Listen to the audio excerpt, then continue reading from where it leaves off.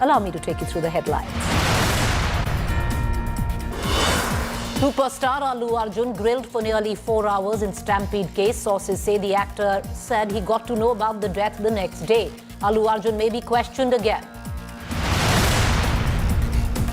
Hyderabad police release new video of Stampede tragedy that show crowds going out of control. Congress leaders call for boycott of all Allu Arjun films.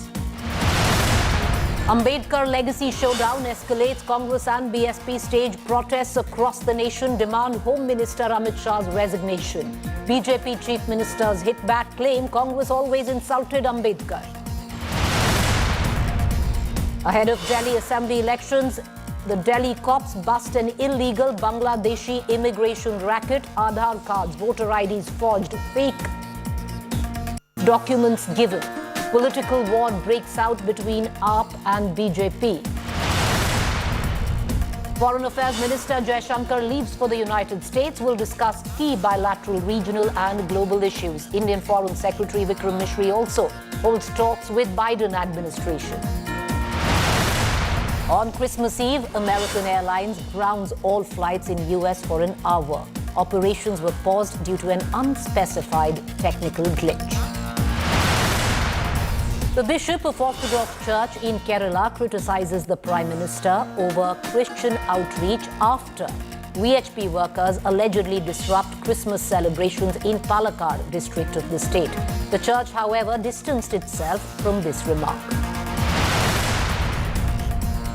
Cold wave grips several parts of North India. Several parts of Uttarakhand, Himachal and Jammu and Kashmir covered in a blanket of snow. Srinagar's iconic Dal Lake frozen after minimum temperatures plummet. And renowned filmmaker Shyam Benegal's funeral held today in Mumbai with full state honours, including a 3-gun salute. He passed away at the age of 90 on December 23rd. Quickly getting to our top focus, the raging political war over Baba Saheb's legacy. The Congress BSP staged separate nationwide protests today against the Home Minister Amit Shah's comment in Rajya Sabha. The BJP, on the other hand, fielded its chief ministers to diffuse the heat. Here is how it panned out. अभी एक fashion हो गया है, आम्बेडकर आम्बेडकर आम्बेडकर आम्बेडकर आम्बेडकर आम्बेडकर। इतना नाम अगर भगवान का लेते तो 7 जन्मों तक स्वर्ग मिल जाता। The firestorm sparked by Amit Shah's comments while speaking on Bhimrao Ambedkar in Parliament is still raging. The Congress, which has been on the offensive for nearly a week, held nationwide protests at the district level on Tuesday, seeking Shah's exit from the Narendra Modi government. The party will hold a Samvidhan rally on Friday in Belagavi, a day after its CWC meet. बैठक हो रही है, मोर्चा निकाले जा रहे हैं और एक दस्तावेज तैयार किया जा रहा है राष्ट्रपति को सौंपने के लिए कि किस तरह बाबा साहब अम्बेडकर का अपमान किया गया है। The Bahujan Samaj Party also hit the streets, with party supremo Mayawati's nephew Akash Anand leading from the front. जिस तरीके से गृह मंत्री जी ने संसद में बाबा साहब जी के लिए जो टिप्पणी करी, उससे करोड़ों हमारे समाज के करोड़ों लोगों को, हमारी बहुजन समाज पार्टी को, हमारे समाज के लोगों को जो ठेस पहुंची है, उसके खिलाफ हमने ये प्रोटेस्ट निकाली है।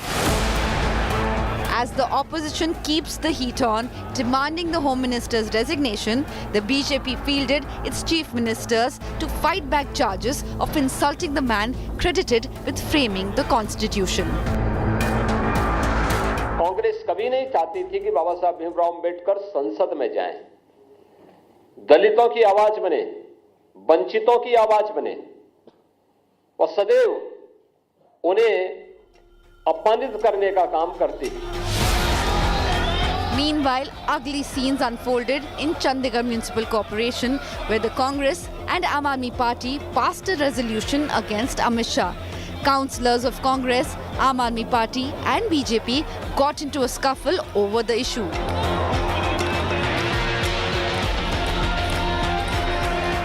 Given that assembly polls are scheduled in Delhi, which has over 16% Dalit population, the fight over Ambedkar's legacy is set to escalate.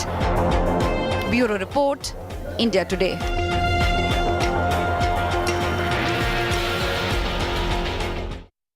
All right, viewers, so this evening, the big questions that we are posing right ahead of our debate, what explains the Ambedkar legacy was the opposition to break the Hindutva hold.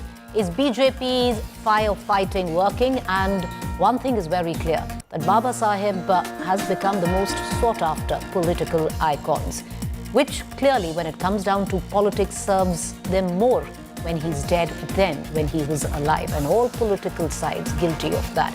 Let's cut across right now to our panelists this evening. Joining me, G. Kumar Nayak, Congress MP, Syed Zafar Islam, spokesperson, Bharatiya Janata Party, Deshrata Nigam, political analyst, Suraj Yengre, author, Caste Matters, Riya Singh, founder, Dalit Women Fight. I want to, before we cut across, to our political panelists, I want to bring in Mr. Yengre into this conversation. Suraj Yengre, I'm sure you've seen the political backdrop on why we are having this debate, especially at what the Home Minister said. To many of us, and when we hear that speech, one would suggest that he really didn't say anything wrong. But when you do really speak, to the people who've lived the realities of the Dalit community, you get a sense on possibly it wasn't the best choice of words. What would you think?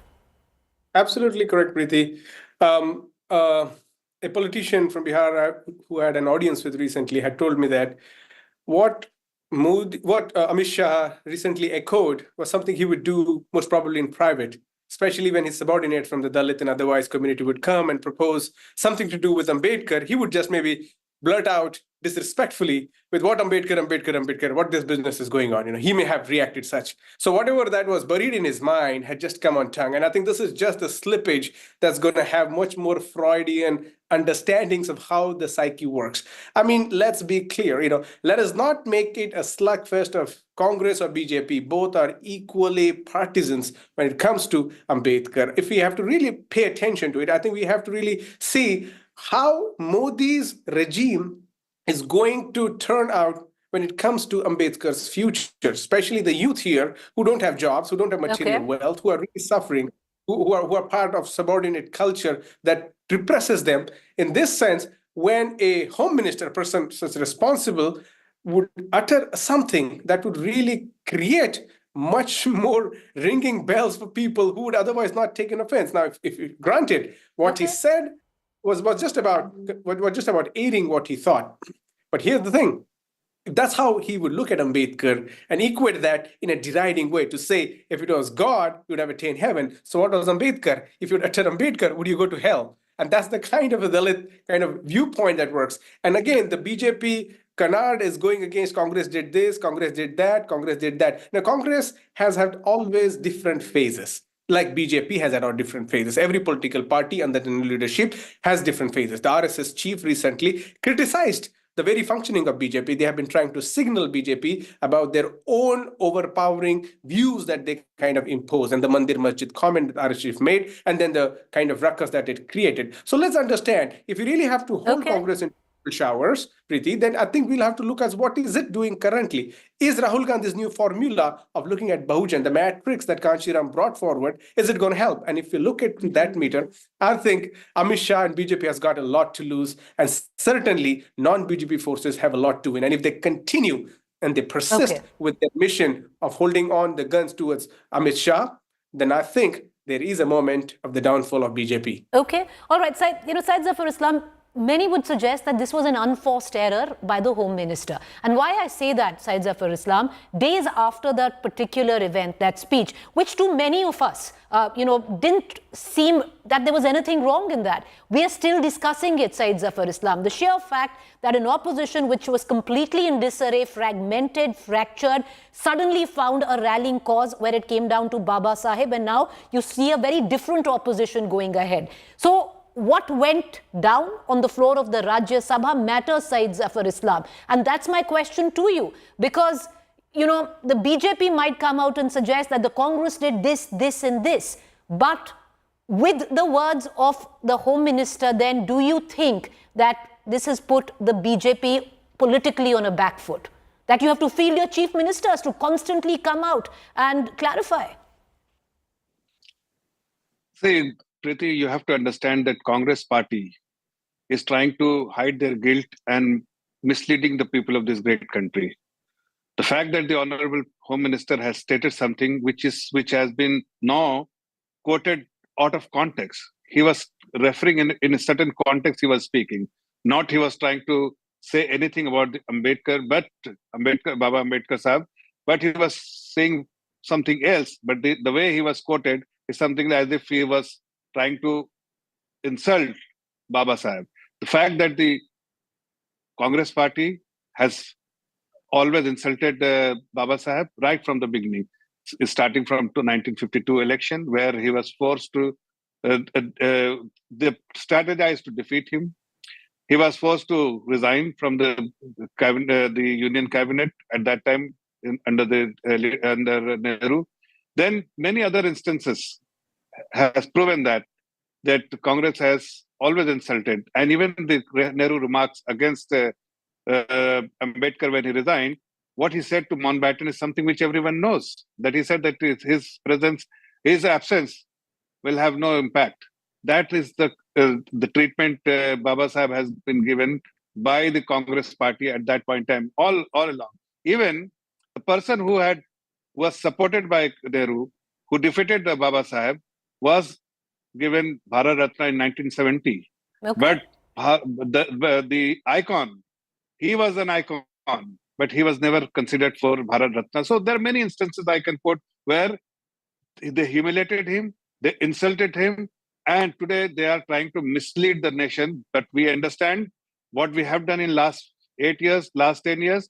Even the first time when we were in the position to support this, we supported the BJP government for giving him the Bharat Ratna, because we always felt that he truly deserved it, and he is an icon, Indian icon who should be given, but he was deprived of Islam, point taken. Everything that you say, all of that taken. But I'll come back to that question and I'll circle back to you, so maybe you can mull over it. Is that, was this an unforced error on the account of the Home Minister? And why I say that, the sheer fact, that we are still discussing it at this point of time, Syed Zafar Islam, because to many of us, when you hear that speech in totality of the Home Minister, it seems that there is nothing wrong, but that's, I was actually talking to somebody who studied the entire trajectory of the Indian Dalit uprising very closely. And he, actually explained it in detail that, listen, to you, because these are privileges of the upper caste, you don't understand it. There are many times in studio when I'll turn around and say it's fashionable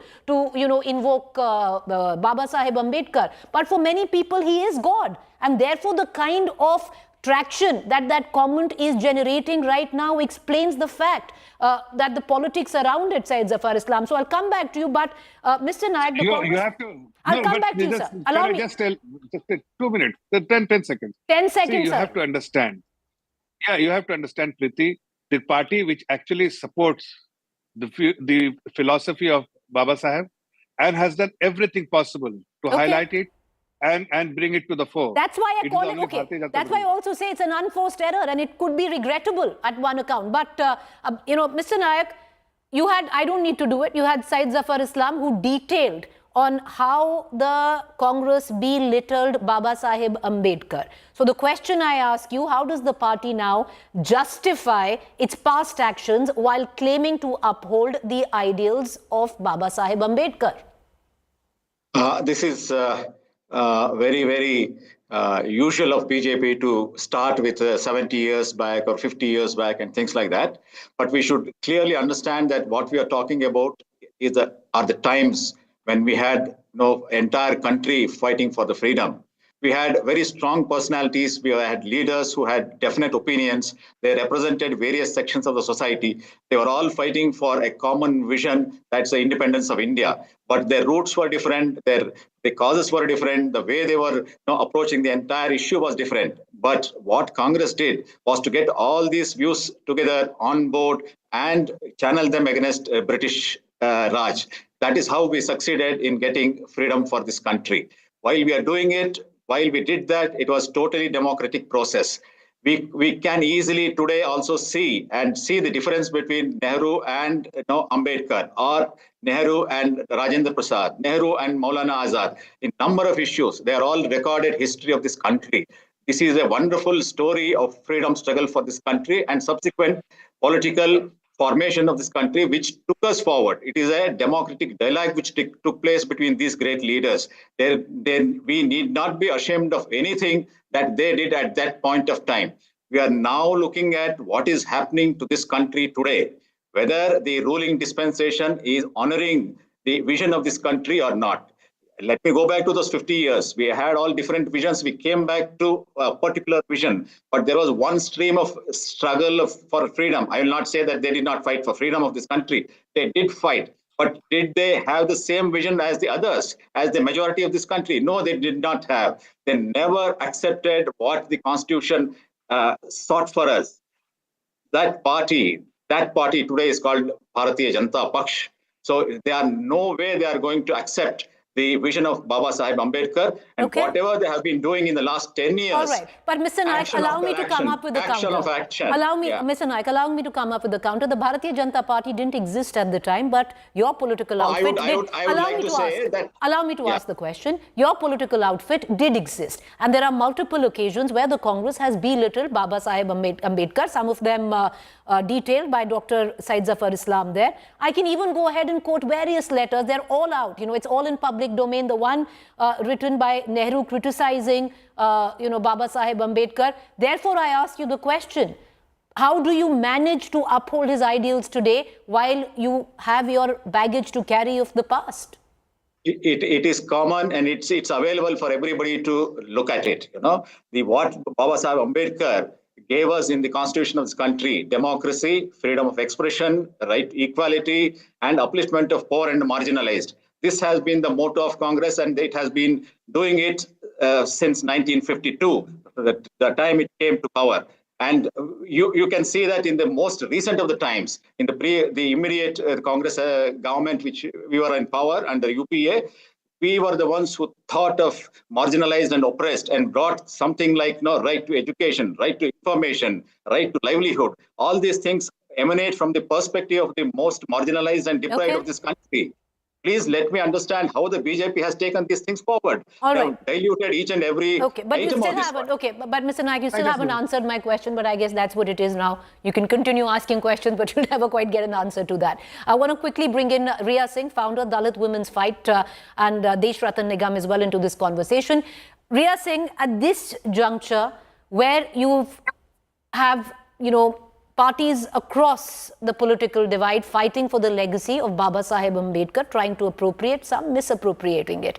The question that I ask you is, do you see any political party or the contemporary Dalit movement political strategies aligned with the goal of what was the idea that was projected by Baba Sahib Ambedkar?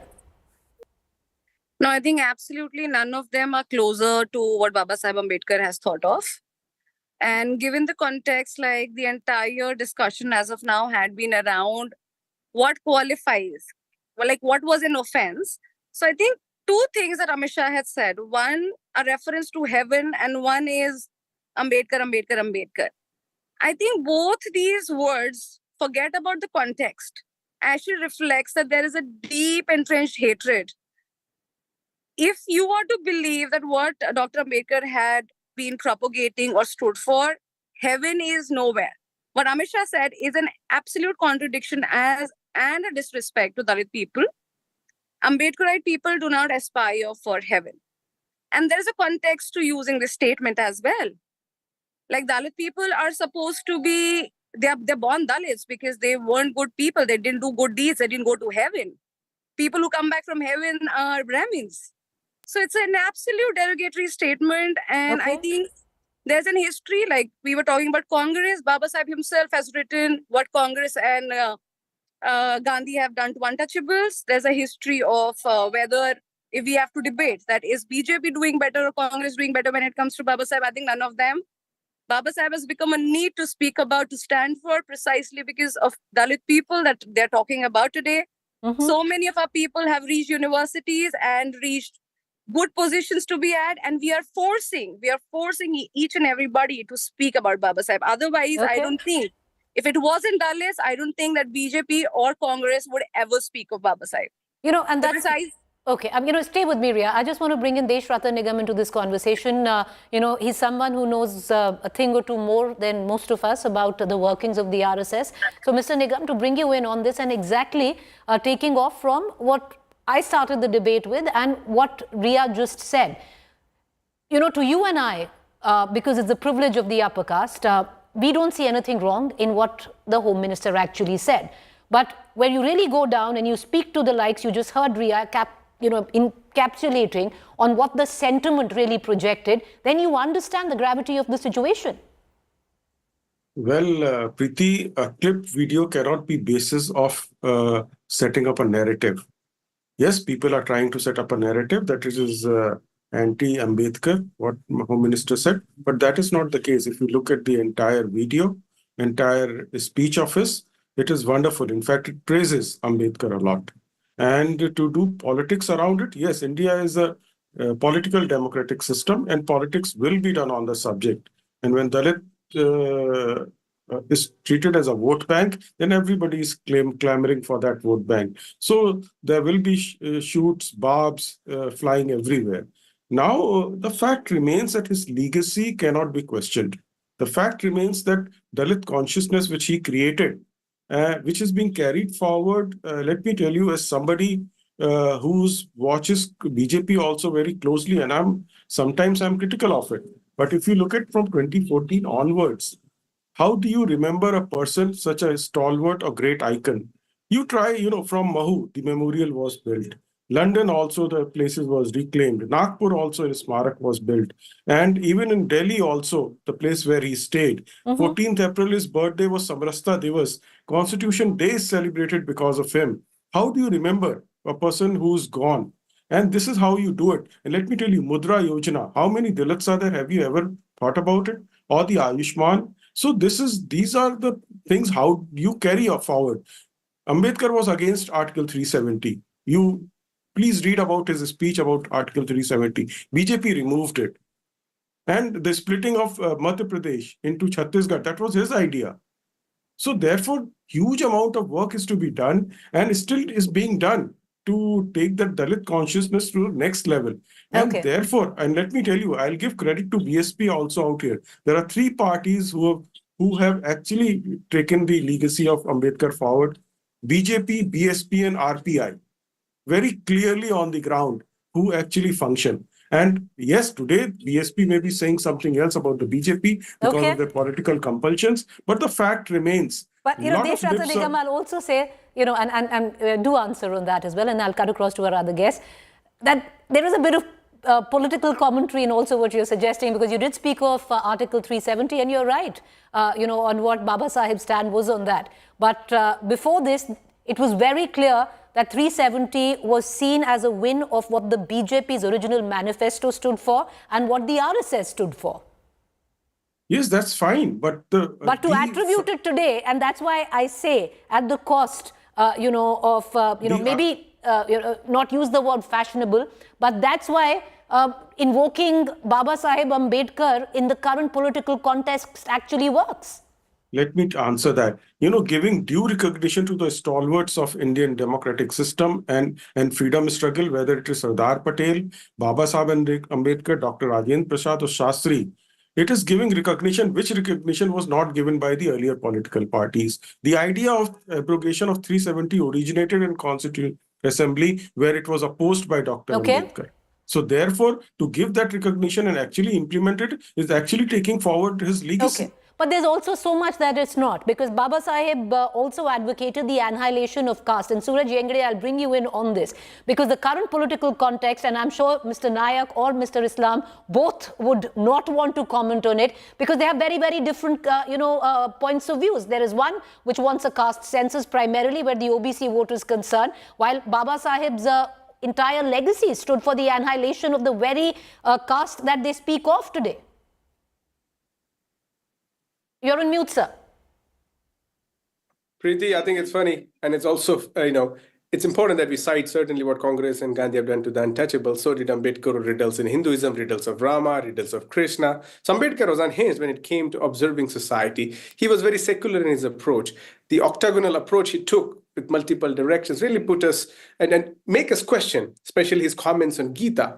We ought to take these into consideration before we really place and compose Ambedkar as a critical scholar. And mind you, the Congress leadership of the then were deeply anxious and deeply insecure with the rise of Ambedkar. He was one of the most charismatic, educated people around that. And it's obviously people like Nehru and so forth, the Congress regime would have insecurity looking at him. That's no doubt. And Ambedkar himself was so clear and so loving that he didn't hold his guns when it came to criticizing any leadership for as long as it came to protecting the nation and his community. And that's the kind of love warrior Ambedkar is. He is not someone who is pandering to the views of dominant classes. And that's why when we look at Ambedkar, let us really undress this whole bicameral understanding Congress BJP. If you undress them, you may see they may wear the same briefs. Okay. And if we confine to this to kind of some thoughts, we are really reducing Ambedkar. Let not BJP, let not Congress really appropriate this to the way that we're just going to create a kind of tirtha and so forth. What really matters to us is Ambedkar's program on economic empowerment. And on that position, we really need to think. Now, Modi government has left, right, and center have went on to privatize the important industries, especially the government-operated industries. And what has happened? That has really created a mass of unemployed youth. There is this new liberal regime has created substandard quality of life for people. And especially, Preeti, mind you, these are the contract workers. And I think we ought to talk Ambedkar in this sense. Unless and until we foreground this, there's no way out. All right. Okay. I want to quickly take in some comments before I end this debate. And, Dr. Zafar Islam, I'll come to you on this. There's one approach that the BJP can take and say that this is all a fragment, which the BJP is taking, a figment of the Congress and opposition's imagination that there was an insult which was meted out to the Dalit community. Or there could be another approach saying that it wasn't meant at all. The speech was meant to honor Baba Saheb's memory, but if it hurts the Dalit community, then there needs to be amends that need to be made. Do you think maybe a more holistic approach needs to be taken now, especially if you look at the backlash? We are very clear in our mind. The leadership is very clear right from day one that we have always supported the ideals of Baba Saheb Ambedkar ji. And that is why Desh Ratan ji also highlighted some of the things which I forgot to highlight or didn't get enough time to highlight, that in terms of places where he lived.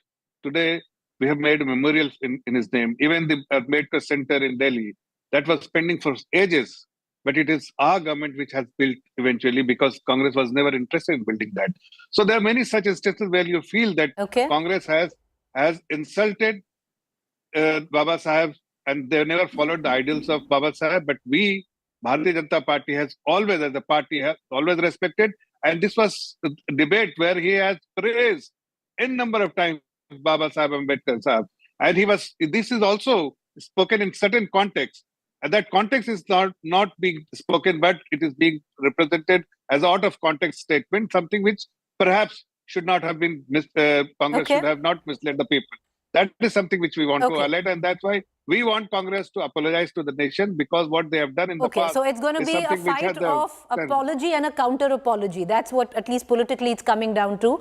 But, Mr. Nayak, the Congress has started out nationwide protests. Do you think Dr. Ambedkar Samman Saptah, which you want to now celebrate, is going to suffice for what the Congress has done in the past? Because many of it, too many, will feel like tokenism.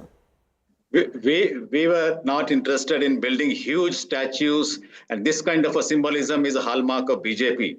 Every Gram Panchayat in this country, every city, nook and corner has a Baba Saheb's statue.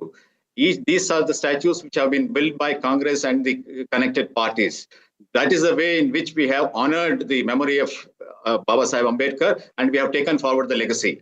The stony silence when there is an assault on the Dalits, when there is a multiple assault on the Constitution, which is the gift of Dr. Baba Saheb Ambedkar to this country, That is what BJP does. This kind of a tokenism and lip service won't help. The latest in the series of insults that they have done over a period of time, especially in the last 10 years.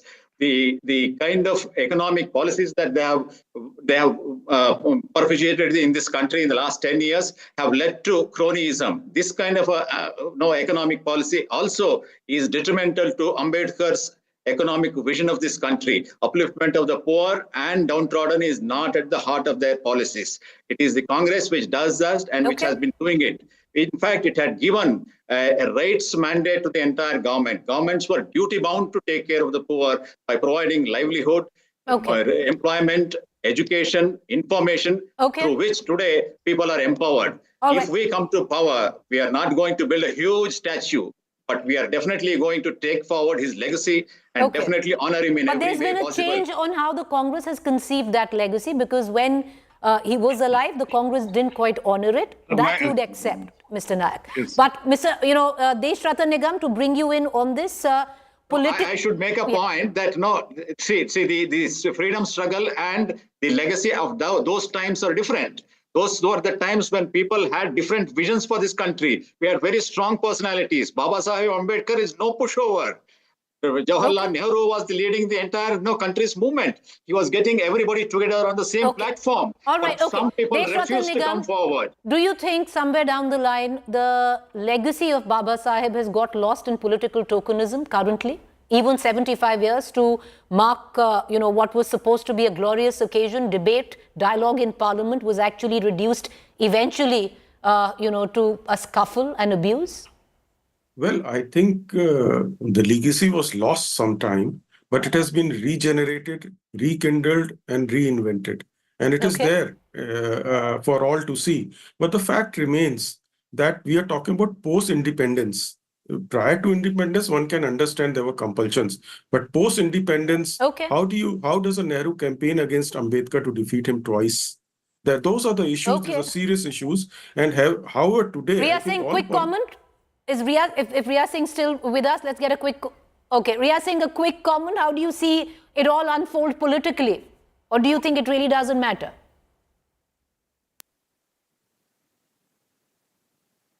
Riya Singh, are you with us? I don't think we have her. Mr. Yengri, would you want to take that question? Oh, she is with us. Okay, Riya Singh, quickly, make your point, then we'll wrap the debate.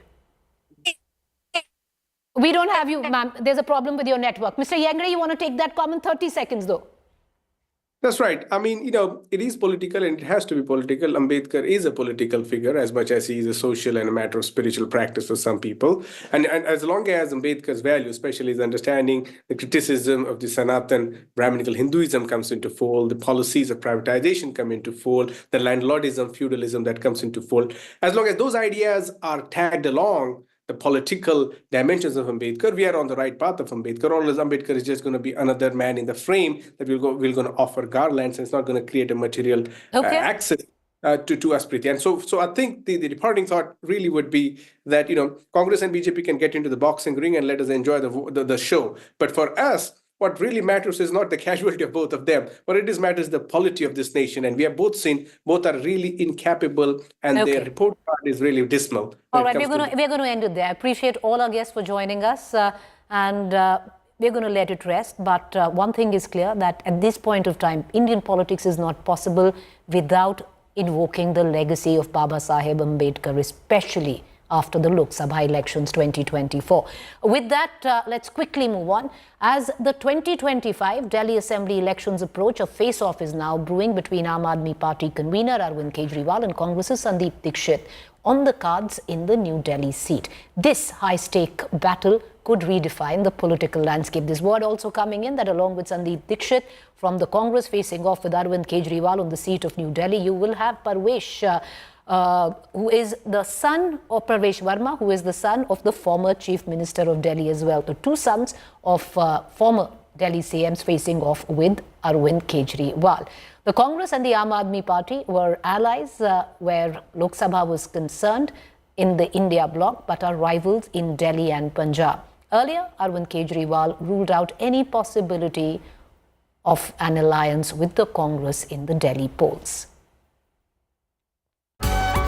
Presented by Parul University, Vadodara, Gujarat. Co-presented by आपका Joy Bharat का Joy Joy ई-बाइक।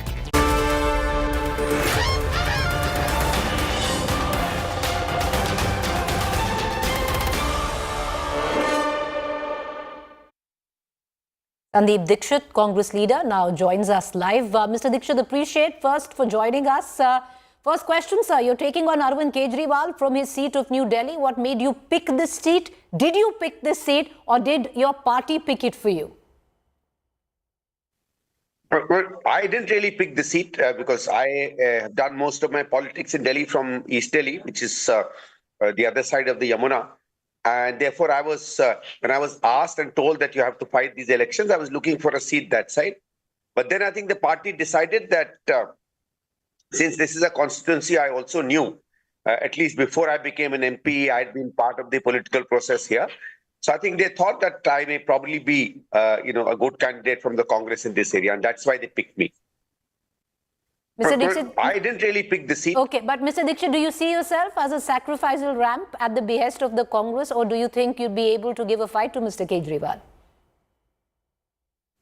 No, I don't think it's a sacrificial lamb. I think it's a very, very good fight. In fact, in the last 7-8 days that I've been going to the NDMC area and the areas which are part of the New Delhi constituency, one thing is very, very clear, that the current MLA has not performed at all in the last 10 years. There's a very serious sense of the fact that he's kind of ignored it. He's not even visited the area. And there are a large number of small to large problems, which he, as a member of the NDMC, as a local MLA, and as a chief minister, could very, very easily have settled. Secondly, there is also a great sense of dissatisfaction on his performance as a chief minister. So if I take both these, I don't think Kejriwal is really going to be a formidable opponent.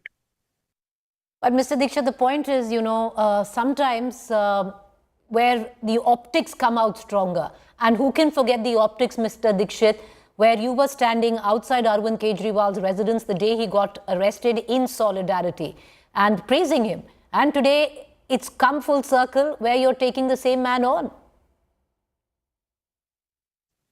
I think these are two very different things. You see, what did we go there for? The thing is, as a Congress person and as the Congress party stand, we've constantly said that while you can file cases against people, you can hold inquiries, but this habit of continuously keeping people in jail without a prosecution happening, that is a very unfair activity. We've said that the ED has done that even when it comes to our leaders like Mr. Chidambaram and others. So it was in solidarity and in support of our opposition to the fact that you arrest leaders, especially during political processes, and in many senses misuse the law and order forces. It was not that we went there claiming that Kejriwal is honest in the cases that are being investigated against him. In fact, the liquor case has been done because the Congress has filed a suit against him. So we primarily went to express support, and I think even today, if anybody is arrested unfairly, I would stand by that person, whether I support that person politically or I do not. Mr. Dixit, somewhere down the line, do you at least admit that at least where you're currently poised, where the Congress is currently poised, it seems like a bipolar fight between the BJP and the Aam Aadmi Party. Where does the, Congress really stand in this? Well, you see, I think this is going to be a very different election for the last two. When you're speaking about this legacy of Sheila Dixit, it's not just a legacy of Sheila Dixit. It's a legacy of what the Congress government did for 15 years. And if you go around walking the streets of Delhi, and I'm sure you also done the same, you go to restaurants, you go to small eating places, you go to places where people congregate, you at traffic chaurahas, you will, in metros and buses, you will constantly hear the refrain that in the last 10 years, the kind of Delhi we had in 2013, or under Mrs. Dixit or the Congress's rule, that Delhi has almost completely been destroyed by the current incumbent government. People remember a party or remember its government in myriad ways. And in this case, I think there are a large number of issues on which they are remembering our government. And that is not because the Congress is promoting that name or our legacy. It's kind of almost like a nascent, natural reaction of people when they've seen their city being destroyed.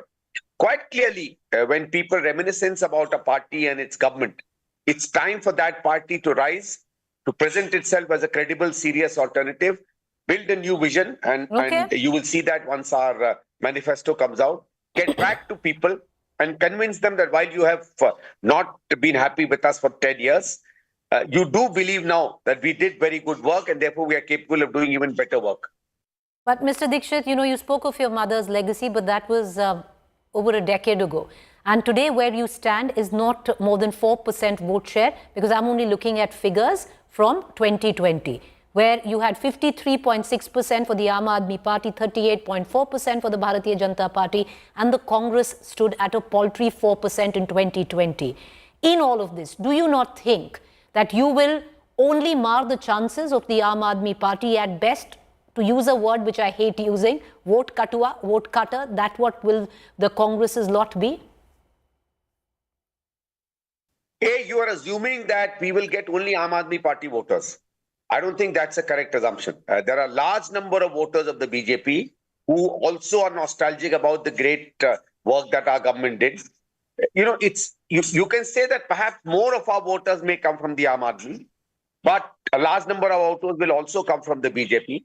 Secondly, the assumption is that while we are rising, and you yourself are saying we may go up to 14, 15, 20, but the assumption No, is I'm not saying that. No. Sir, I'm not saying you will go to 14, 15, 20. I said you're at 4%, and at best you could go to, logically, you could go to a 10 or a 12%. Which you want to have an answer from me. It could even go up to 25, 30, 35. I mean, who believed in 2013 that the Aam Aadmi Party would get 25 or 28% of the vote that they got? Sometimes circumstances are such that they can lead to what we would call catastrophic results. Okay. And catastrophic in this case for the Aam Aadmi Party. So I personally believe that we are on a fair run. We are already, in pretty high double digits.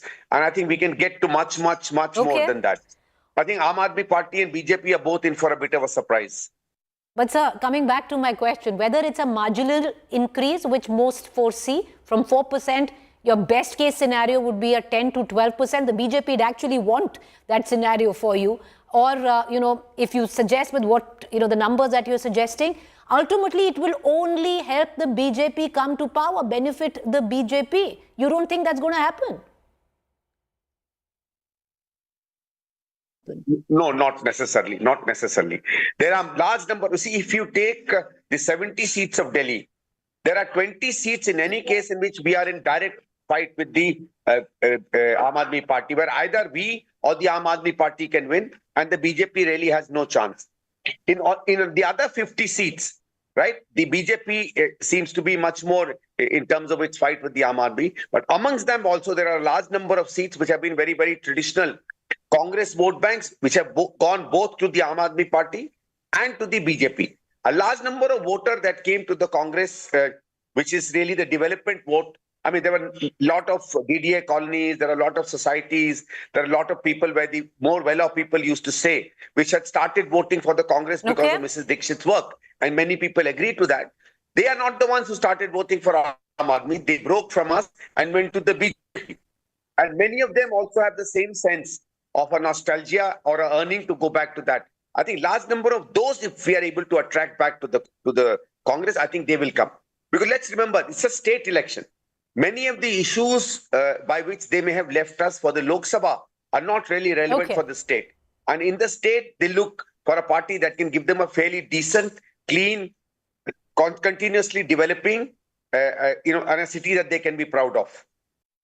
But, Mr. Dixit, do you not think at least that there's a disconnect where the Congress state unit is concerned and the central leadership is concerned? And the reason I say that is, there was the Nyaya Yatra that your party was to take out, which was supposed to be led by none else, Rahul Gandhi. He chose not to do it. The assumption is that the central leadership would think that coming into the picture would maybe take away a set amount of percentage from the Aam Aadmi Party, which will benefit the BJP, which the central unit, the Gandhis and the likes, will think is not a good thing, while the local leadership and the likes of you want to go for the kill. So there's a contradiction there. No, I don't think it's that. See, this was Delhi Nyaya Yatra, and Delhi Nyaya Yatra was about Delhi issues, was about our DPCC president, Mr. Devendra Yadav, and the local leaders wherever they are.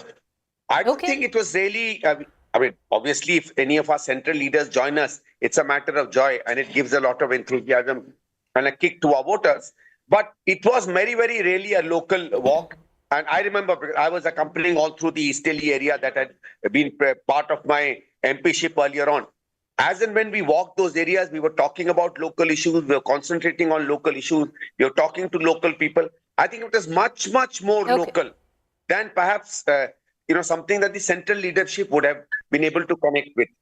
So I don't think really they're coming or not coming or something that is that shows that they are not in consonance with what we are doing at the local level. All right. Mr. Dixit, appreciate you joining us. Thank you there. We wish you well. May the best party win. And the best for Delhi is what eventually the ballot decides.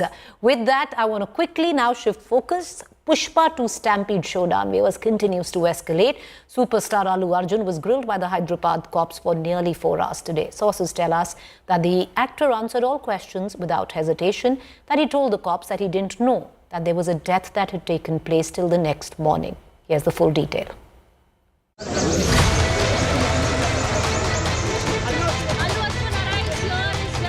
Allu Arjun, who's facing the heat over the stampede at Pushpa 2 screening, is grilled by the Hyderabad police. The superstar was questioned at the Chikatpalli police station on Tuesday. India Today has accessed the details of Allu Arjun's questioning. Sources say the police grilled the actor on his claims made at the recent press conference. According to sources, Allu Arjun was questioned whether someone asked him to reach Sandhya Theatre on December 4th. The police also asked